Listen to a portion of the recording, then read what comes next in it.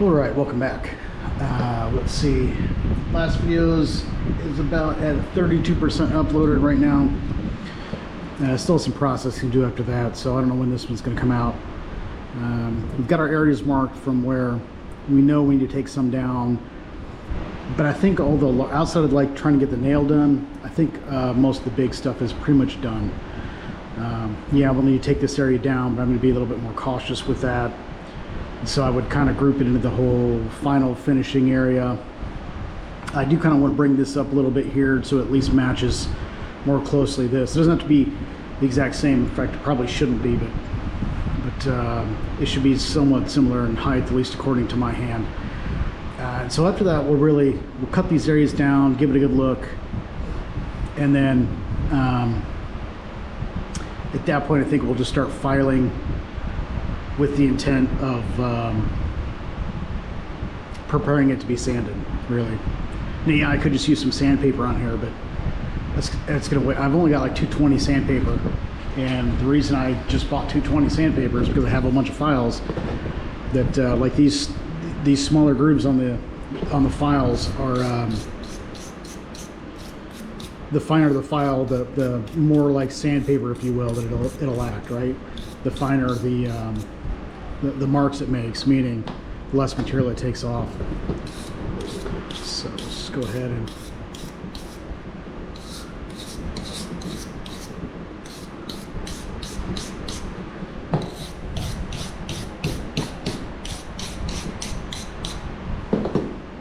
okay. Suppose I could have done that during the break, but I was busy sanding some of those other wands and rinsing them off so I can let them dry and repeat that process.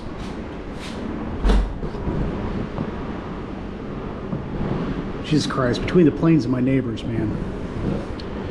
All right, this is bugging me, so I'm just go ahead and start with these grooves now.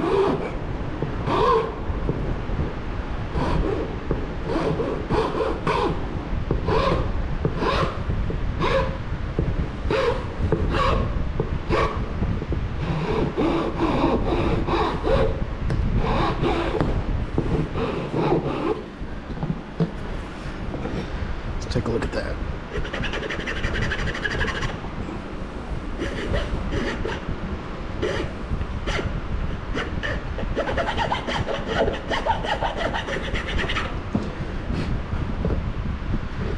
Not bad. I'll see how pronounced it still is once I take off that little bit of mount, because I need to keep this general shape here.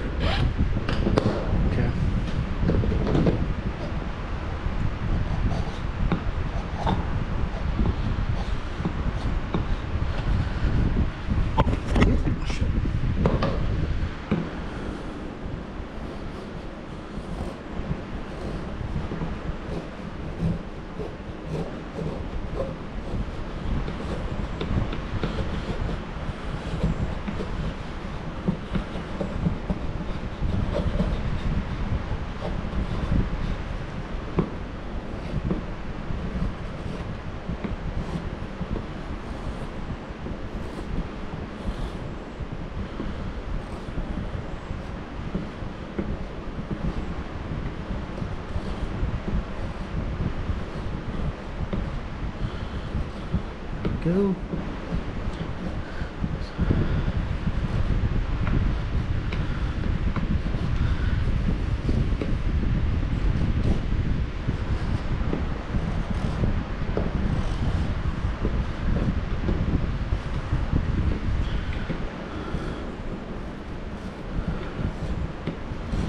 All right, that should have helped level that area out a bit.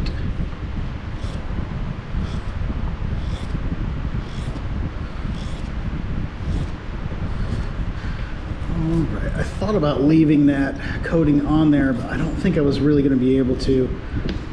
Now, the reason I would have wanted to leave it on there is that it would have shown that it's distinctly different. But I can do that with grooves instead.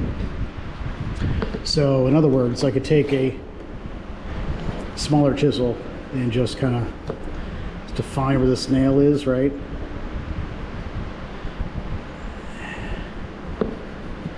And then I would just make a little ridge right here.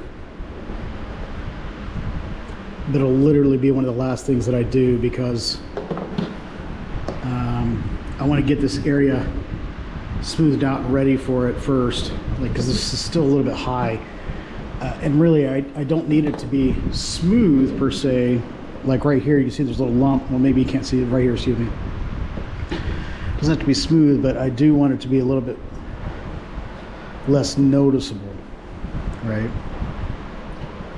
Because it does give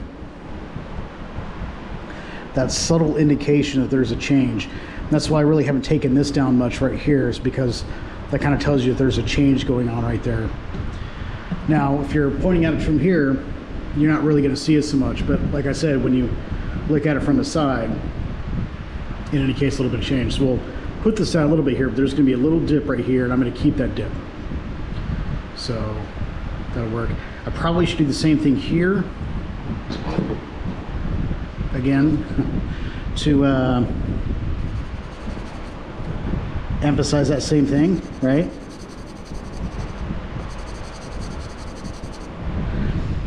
And that means I should kind of do it a little bit here too. Let's re-emphasize that.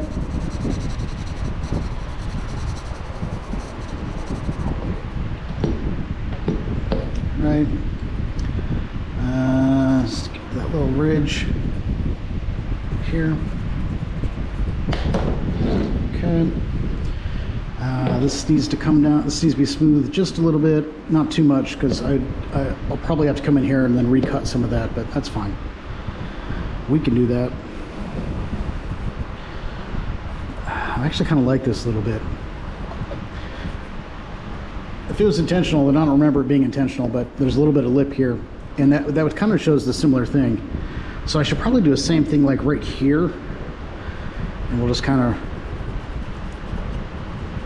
do that for the same reason as up here.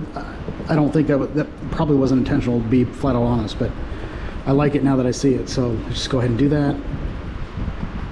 Emphasize those things, even if it doesn't quite look like the finger, it shows the change. Yeah, wow. Well, hot damn. It's kind of cool. Okay.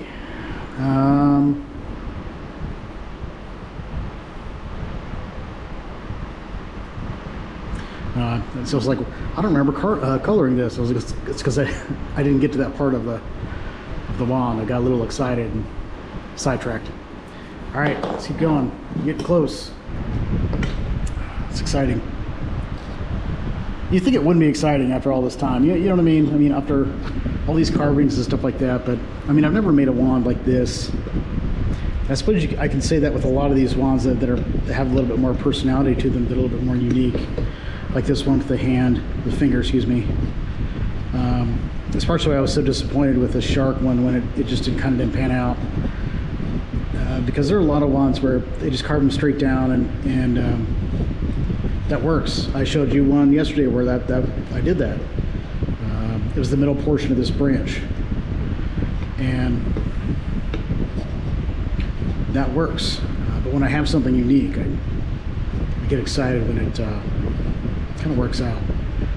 Like some of my wands that I carved last time I was here, I just never put them up for sale. And I gave most of them away last time to some kids who were Harry Potter fans. I think I said that in one of my videos, but I haven't said it in this one. And this series, this wand anyways.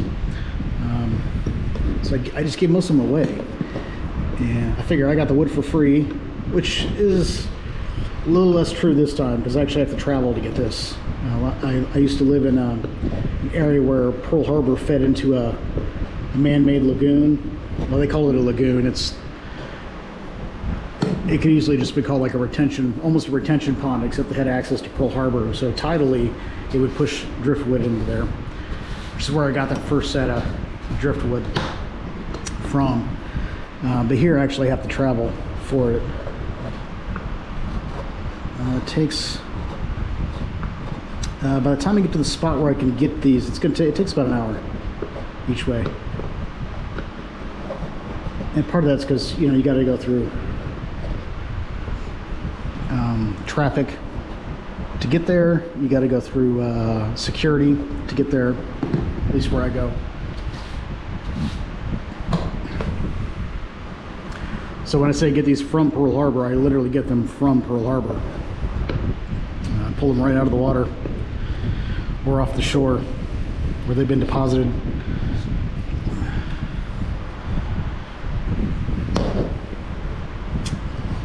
So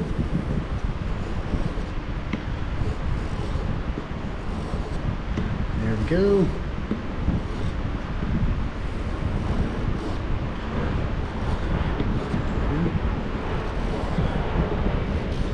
Man, every time I think about raising that garage door, I had to turn the fan up. I hope it isn't distracting too much, but I had to turn the fan up because every time I get ready to raise the garage door up a little bit more, enough to keep the people out, but enough to let the breeze in if there is one, planes start flying overhead again. So that seems to be a lost cause here, which is unfortunate. What that'll also mean, though, is I'll have to wait until after most of the flights are done at night if I want to record like rituals and things like that, or if it gets like super hot in the summer, because not all of Hawaii is really tropical. The part I'm in is actually pretty dry. If you don't water the grass, it dries here. It dries up and dies. Basically, well, I guess I can't say it dies, because if you water it again, some of it will bounce back. Not all of it. So, part of it will bounce back. There we go. But most of the south and west side of Oahu is super dry, including some of the areas around Pearl Harbor. So, all right, we got that ridge. It's going to make filing a little bit interesting because I want to keep that. So I'll probably actually have to use this area to angle it, or just this smaller one over here to re-accent it. So otherwise the file itself is going to remove that marking. Okay, that looks all right. I mean, I would like to take this down more. And I know this part of the wand isn't going to get looked at as much, right? Because usually people are looking at it like this, or going to turn it like this because they're going to hold it in their dominant hand, right? But it's just me. Which means this needs to come down a little bit more. I don't want to mess with that so much, though. I'm afraid I'll screw that ridge up, frankly. This needs to be smoothed. Well, the whole area needs to be smooth, but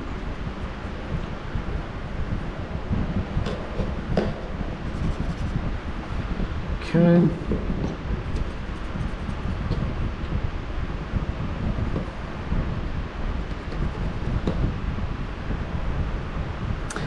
I mean, usually when you're doing this, when you're taking down the areas higher next to it, it's going to result in that next area looking like it needs to be taken down. And that's partially what the filing helps do, is that it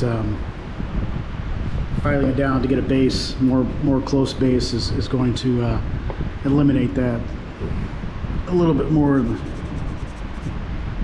than just kind of, you know, little dips, because I can do that all day long. That doesn't mean it's needed, right?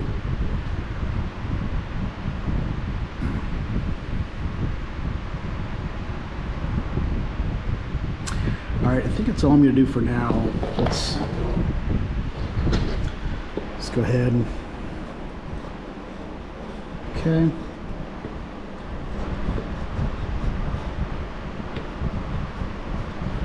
Okay.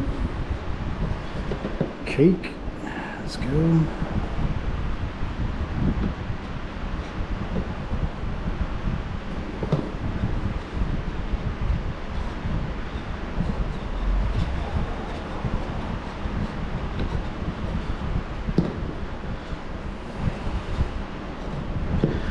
All right. That's right.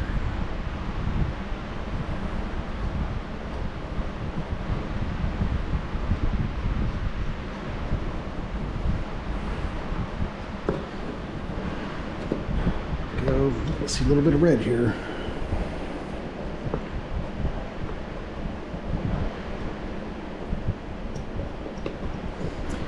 want to keep that ridge though.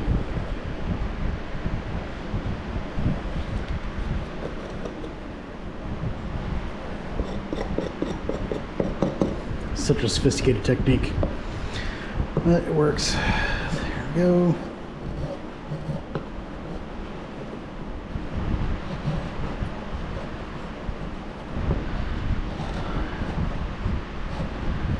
I've actually missed doing this. Didn't have access to some reliable driftwood in Maryland, so I mean it's surrounded by water, but it doesn't mean you have access to some of those areas. I'm not driving an hour and a half for so driftwood that I'm not sure about wanting to use. Okay.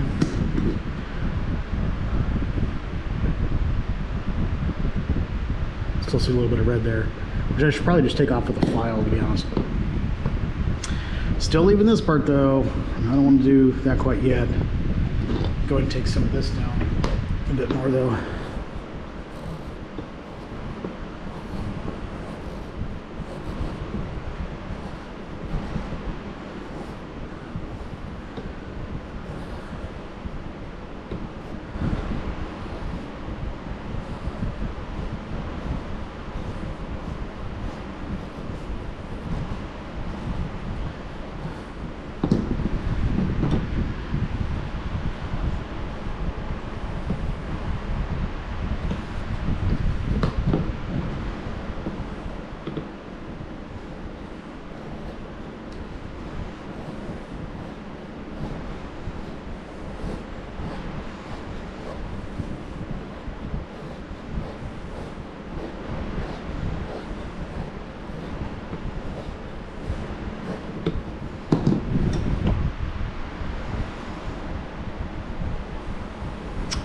Pretty pleased. Pretty pleased. All right, what's my time on this? 17 minutes already? Damn. All right. I know time is a bit deceptive here when you're doing this. All right, I mean, this is already at 17 minutes, so I'll probably just file these areas here with the rest of this video, and then I'll wait for the next video to how much longer is this going to take for this to be uploaded? You can only upload one at a time, you know. Okay, that one says it's ready to watch, so that's fine. All right, so I'll just file these parts right here now, and then upload that video, and then the next video it's going to be a little bit boring, so we're going to be filing this intently with a bit coarser of a file than this one. I don't have much coarser than that, and I don't know that I would really want to do much coarser than that. So the coarser the file, obviously I said earlier, the coarser the file, the more material it removes.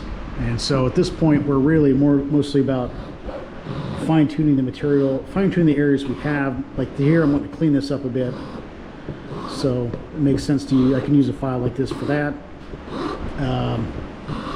But I have to be mindful of what, as I've said in other videos, I've got to be mindful of, usually when you're filing things down or you're sanding them down, you're removing the evidence of work from a coarser method before. So, like this, I don't know if you can see it, but this leaves grooves in here, and grooves are going to correspond to the way that the file is. Now this is a cross-section file, right? So you can go either way, and it's going to work. Here, it's the same thing.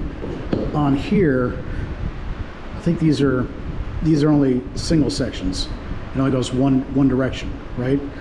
And so if I were to go like this, or come down like this in a diagonal, it's gonna show these marks. And so we would have to then use a finer file essentially to clean up the evidence of that file. That's really what you're doing when you're sanding too. You're just progressively cleaning up the evidence of work. So.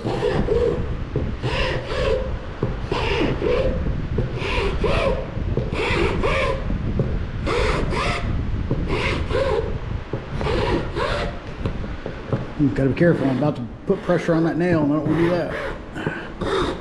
Well, it's not fragile yet. Still got to carve that out.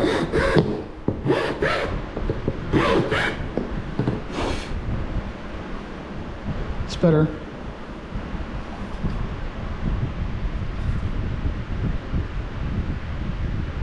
Yeah, I don't know if you can see it, but there's evidence here. I'll turn it a little bit, maybe that'll help. I don't know if you can see it, but it looks like a crosshatch right there because the file transferred its pattern over to the wood, which it does. Okay.